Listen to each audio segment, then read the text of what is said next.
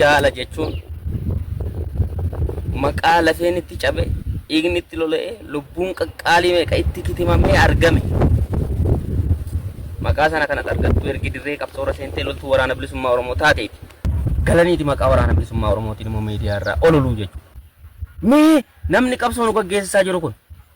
mee waraanni bilisummaa Oromoo qaama waraana duraa ta'ee yookaan marroon maal godhame maal balleesse ulee seeraa tarka jira seera immoo nan eegsisaa nan eega jetteeti kaleessa irbuutti galtee seera yoo cabsite seera bitame siin jedhe malee maal godhe warreeni waa tokko waa lama ololtanii olola keessa dhachuma kaawwadha ololtuun gara godhaa loltuun immoo gara lolaa jedhe ololtuun galteetti jechuudha kunoo injifannoo guddaadha jechuudha waraana bilisummaa Oromoof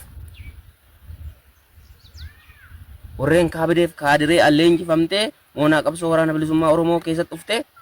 diigumsa waraana bilisummaa Oromoo irratti gootee sun ta'uu fideennaan gaafa irratti milkaa'uu dadhabdu galtee harka laattee maqaa waraana bilisummaa Oromootiin immoo ololtu sunumti keessaa buqqa'umti isheeyyuu bu'aa guddoo jechuudha bu'aa guddoodha jechuudha qabsoo waraana bilisummaa Oromoof waraanni bilisummaa Oromoo isa kanatti hin boona hin gammada injifannoo isaatti labsata malee warreen akkasiif mataan cabu warreeni gama mootummaan bitamtanii moonaa qabsoo keessa jirtanillee galaa rabbii keessa sodaadhaati har'a